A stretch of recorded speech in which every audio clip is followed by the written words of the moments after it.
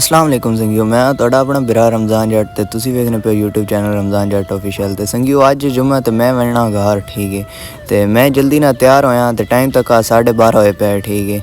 ਤੇ ਤੁਸੀਂ ਵੇਖ ਸਕਦੇ ਹੋ ਫਿਰ ਮੈਂ ਬਾਹਰ ਨਿਕਲਾ ਤੇ ਗਲੀ ਚ ਆਇਆ चिकुड़ मैं कही चिकुड़ कहीं नहीं वजह तो बहरहाल पता चला बारिश हुई ठीक है अगे चाचे समोसे बना के रखे हुए तो मैंने मुँह पानी आ गया लेकिन टाइम कम है मैं जल्दी आके स्टाफ तो रक्षित बैठा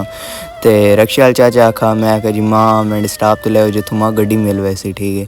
तो चाचे ने रक्शे टोर चा ठीक है मैं बड़ा खुश हूँ क्योंकि मैं आज घर रहना पाया ठीक है तो काफ़ी दिनों तो बाद संगियो मैं आज गया रक्षन वेच तो रक्षन सफ़र एंजॉय करना शुरू कर देता आज ठीक है क्योंकि रक्षा अच्छा है तो बड़ा मज़ा पे आना है रक्षन राइड नवी तो तुसें IAS वेखियो ठीक है ये भी वैनी पी अड्डे शाह रही मैं तक तो सोचा भी मैं इस IAS ऐसा फिर अगो जी माँ बक्सा मिला क्योंकि नाड़ा बसाल है ठीक है इस तो मैं इस तो ना आया क्योंकि ऐस ना तो अगे आया मैं ये IAS खली हुई तो मैं उसने विच आज रहा ठीक है तो मैं जिस आज रहा उस तो बाद तक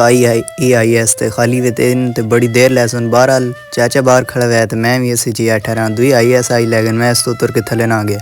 वत्सन गयो मैं हेठ बोर होना शुरू हो गया तो मैं आगे चलो जी हेडफोन लेने तो शोर भी बहुत ज़्यादा है थोड़ा काम हो कोई म्यूज़िक वगैरह सुन गिनने फिर भी मैं एयरपोर्ट चो कट के डब्बी चो कट के तो कनेक्ट लाइन ठीक है तो फिर अपना दूसरा मोबाइल कढ़ा तो मोबाइल तो कनेक्ट करके तो कोई मैं जी म्यूज़िक वगैरह लेने ताकि बंदा बोर ना होवे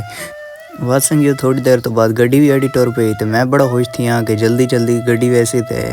गड्डी जी मैं पहुँच वैसा अपने स्टाफ तो उतर वैसा अगों आए जी फतेह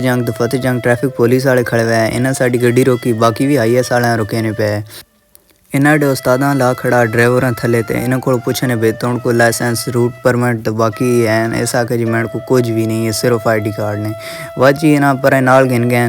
तो कोई मुका होया उसी वड्डी गल है जी आ चलान होया उसी तो मैं बड़ा खुश थी क्योंकि इस अल्लाह ने बंदे को किराया भी बहुत ज़्यादा किया हुआ ठीक है मैं आखे सांत लगन अच्छा फिर अगे आए जी कोंडा चौक थी सरसों ने बड़ा मज़ेदार मनाजिर है मैं आखे तुसा तका देवा फिर अगे आए जी मैं कि बंदे को लिफ्ट मंगी उसना मोटरसाइकिल बैठ गया वो माड़ी ने ठीक है तो मैं माँ जलवाला तक ही दिवाई फिर अगे कोटसे जी पहुँचे यही सड़क भी बननी तो मैं आखे मनाजिर तुसा विखा देवा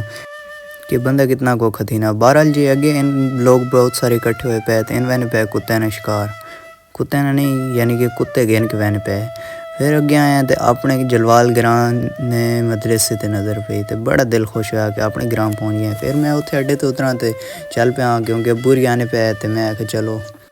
संगियो अगे आए तो बकरियाँ खुलियाँ पई हैं तो माँ आखने मारन मैं ना मारन गया तो माँ अपनी पुरानी याद आ गई 6वें 7वें महीने वाली जिससे मैं व्लॉगिंग स्टार्ट की थी फिर अबू जान तो अरसलान भाई खले हुए है ठीक है ना व्लॉग बनाया तो मैं आखे चलो इस व्लॉग ने इत्थे एंडिंग करें तो इंशाल्लाह फिर मिलसा अल्लाह।